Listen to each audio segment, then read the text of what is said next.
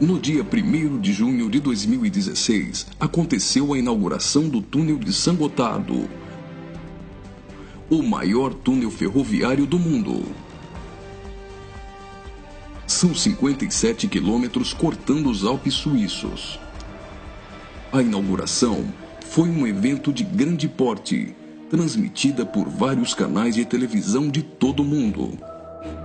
A cerimônia teve uma apresentação artística, como a das aberturas de Copas do Mundo ou de Olimpíadas. A encenação, intitulada Sacre do Gotardo, foi carregada de elementos do ocultismo, além de trazer mensagens de uma nova ordem mundial. Muitas autoridades e a Nata Econômica Europeia participaram dessa solenidade.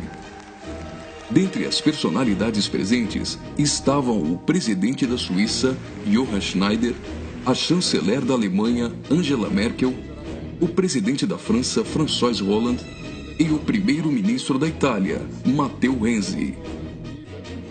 A inauguração do túnel teve ainda uma celebração ecumênica e recebeu a bênção sacerdotal de um rabino do judaísmo, de um imã do islamismo, de um padre da Igreja Católica e de uma pastora luterana. Vamos analisar alguns elementos dessa celebração bizarra, que muitos analistas chamaram de inauguração da nova ordem mundial. Na primeira parte, em ambiente fechado, a humanidade é representada por uma marcha de zumbis, pronta para receber ordens.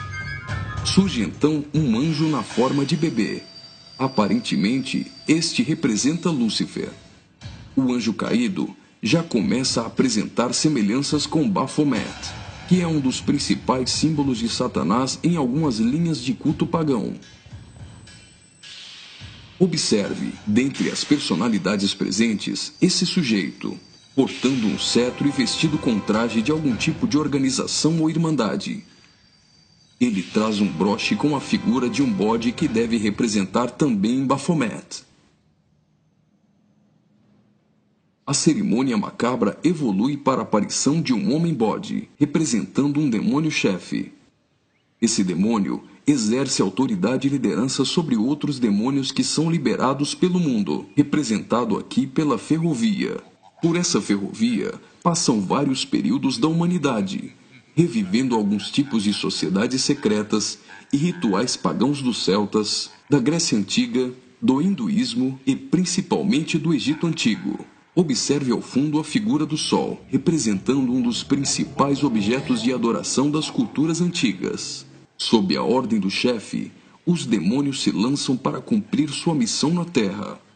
Aqui, vemos a representação de antigas sacerdotisas e místicos adoradores, todos sendo conduzidos pelo homem-bode.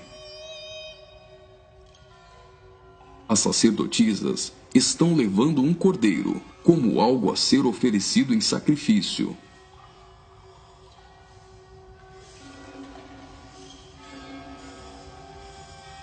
Observe a semelhança dessas sacerdotisas de branco com as adoradoras de Ísis. E nesta exaltação de muitas formas de adoração pagã, não poderia faltar a coroação da Rainha dos Céus.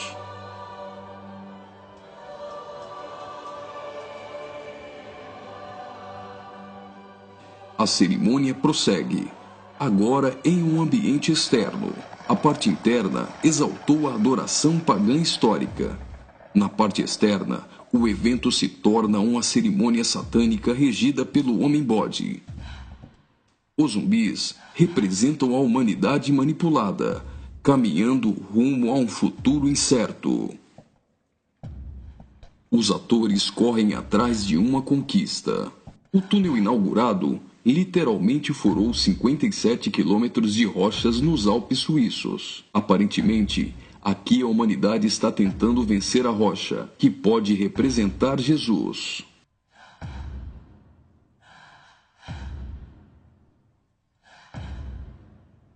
Por várias vezes, eles investem desorganizadamente contra a rocha, mas todas as tentativas são frustradas. Até o momento em que eles se unem e conseguem um importante progresso. Lembre-se que o espírito de Nimrod era unir o homem para vencer a Deus, e que este túnel é o símbolo de integração entre os povos.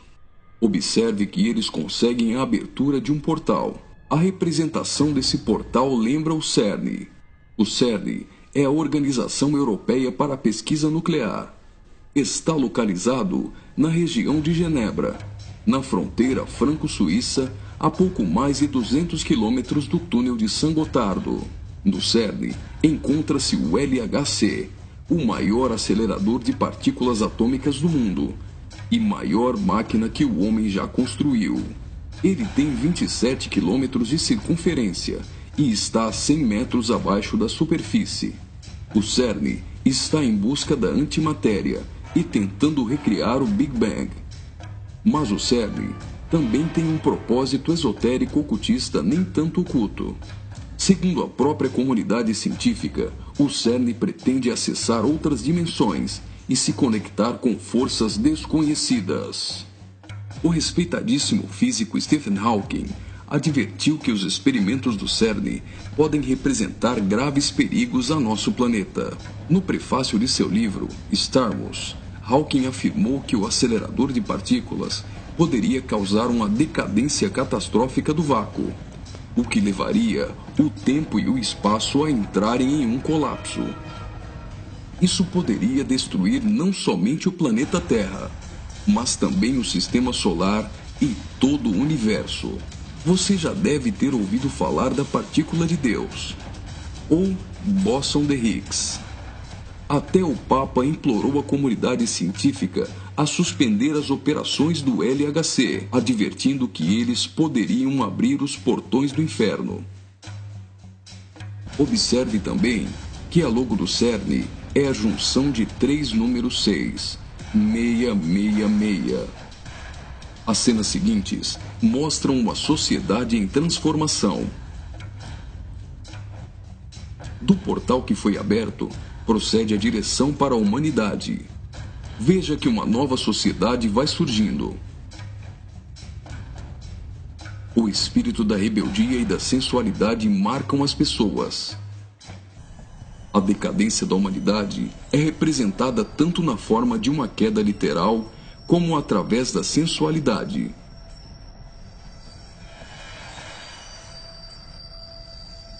Do portal surge um corpo nu, e logo as pessoas ficam endemoniadas.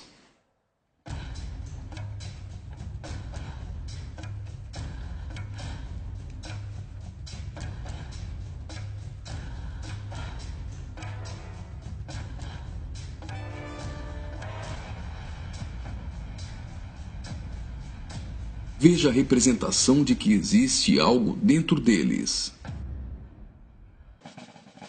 Trabalhadores do túnel aparentemente são representados aqui, mas observe que a verdadeira representação é o deus Shiva, da trindade hinduísta. Shiva é o deus da destruição. Ele destrói para dar lugar a algo novo. A dança de Shiva é considerada a manifestação física do ritmo cósmico. Observe que na entrada do principal laboratório do CERN existe uma imagem de Shiva. A dança destruidora de Shiva é associada à aceleração ou à dança das partículas. A cena seguinte lembra os operários mortos na construção do túnel, mas na verdade representa o sacrifício humano.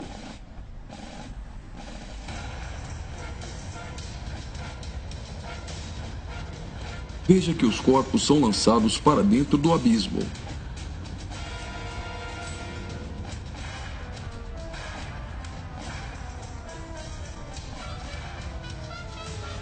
Preste atenção. Do fundo do abismo, as mãos vêm receber o sacrifício.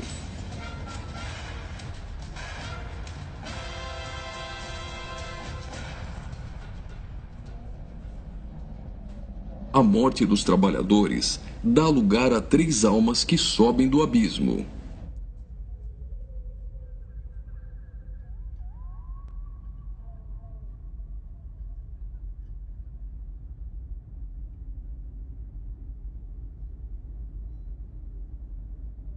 surge então um enorme olho que tudo vê, ou o Olho de Horus, um importante símbolo usado pelos Illuminati.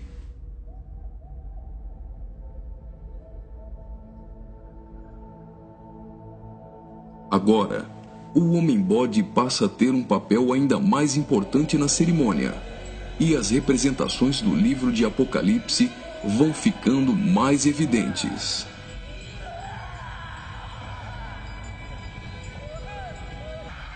Veja como os demônios se parecem muito com o orixá Omolu. Do portal surge uma figura de um homem, misturada com a de um bode e 3 escaravelhos egípcios. O escaravelho simboliza o deus Khepri, o deus do sol nascente. Homem e bode se fundem, representando a encarnação de Satanás e o surgimento do Anticristo. Ele não será um homem normal. Sua autoridade e poder provém do próprio Satanás. Uma personagem, aparentemente representando a deusa Ísis, surge para ungir o Homem-Bode, que é a própria besta. Como a cerimônia de coroação de um rei, a besta é ungida governante sobre todo mundo. Observe novamente que os demônios lembram muito o orixá Omolu. Após receber o manto do espírito feminino de Ísis, a besta manifesta atitudes homossexuais. Ungido governante do mundo, a besta demonstra sua fúria contra todos e agita seus demônios.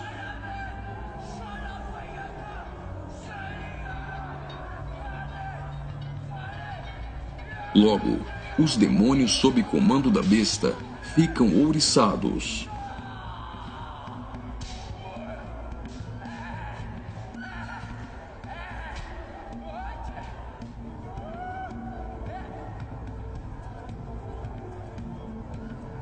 Assim como está escrito em Apocalipse, a besta passa a ser adorada pelos homens e pelos demônios.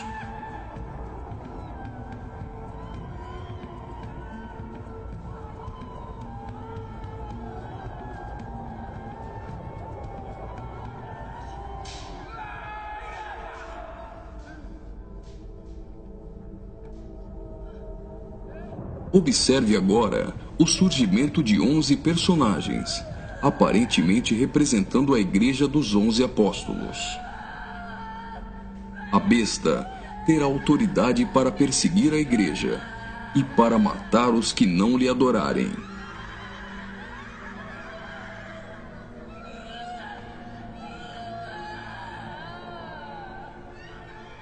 Observe que no telão a besta tem várias cabeças. Logo, a besta parece ter sido ferida na cabeça. Leva as mãos à cabeça e vai caindo.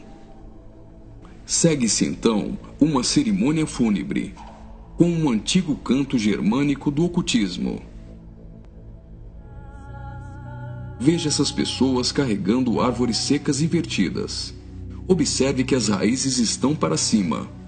Assim como a cruz invertida é um símbolo do satanismo, tudo que se apresenta invertido representa o contrário. A imagem do telão é a árvore da morte, que é o contrário da árvore da vida.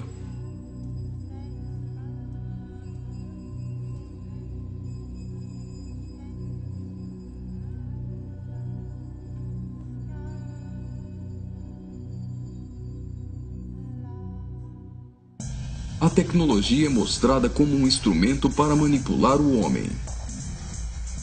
O avanço da ciência nos últimos dias foi profetizado por Daniel. Observe agora a semelhança da imagem no telão com a Pokébola do game Pokémon GO.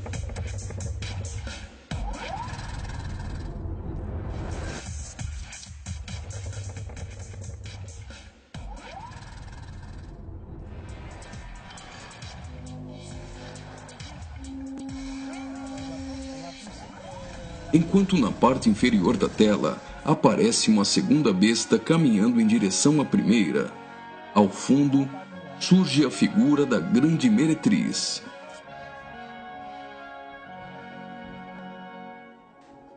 Observe que a segunda besta ressuscita a primeira.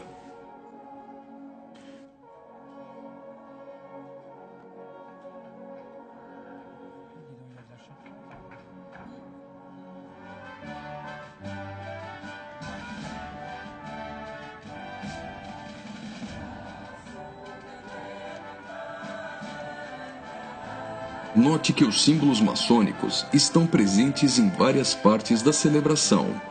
Aqui, temos o olho de Horus e o compasso com um esquadro. Os três personagens de cabeças grandes aparentemente representam as nações da Terra, os reis da Terra e os mercadores da Terra que foram embriagados e se prostituíram com uma grande meretriz. O relógio girando ao contrário provavelmente faz menção à profecia de Daniel, de que o anticristo mudaria os tempos, e fala da velocidade em que a nova ordem mundial será estabelecida. No auge da cerimônia, todos os personagens se lançam em adoração. Mas afinal, o que eles estão adorando?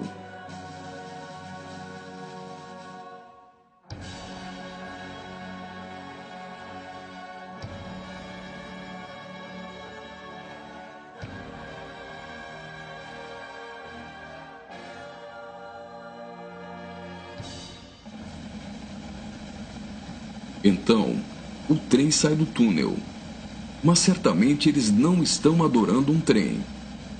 Eles adoram aquele a quem pensam que venceu a rocha.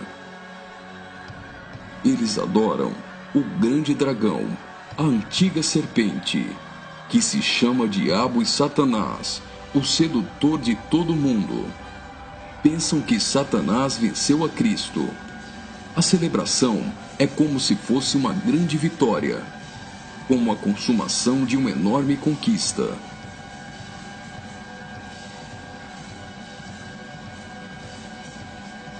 Observe mais uma vez no telão. Por algum acaso, trens voam. O que isso significa? O trem se parece com uma serpente e representa a Satanás, que sempre quis subir aos altos céus e ser exaltado. É justamente isso que eles estão profetizando nesse ato profético. Faria muito sentido se isso fosse um encontro de bruxos e satanistas, mas numa inauguração de uma grande obra pública, com a participação dos principais signatários da Europa, realmente não faz sentido algum. Só que eles se esqueceram de ler todo o livro de Apocalipse. E vi a besta e os reis da terra com seus exércitos, congregados para pelejarem contra aquele que estava montado num cavalo e contra seu exército. Mas a besta foi aprisionada, e com ela o falso profeta, que com os sinais feitos diante dela, seduziu aqueles que receberam a marca da besta, e eram os adoradores de sua imagem. Os dois foram lançados vivos dentro do lago de fogo que arde com enxofre. Apocalipse capítulo 19, versículos 19 e 20.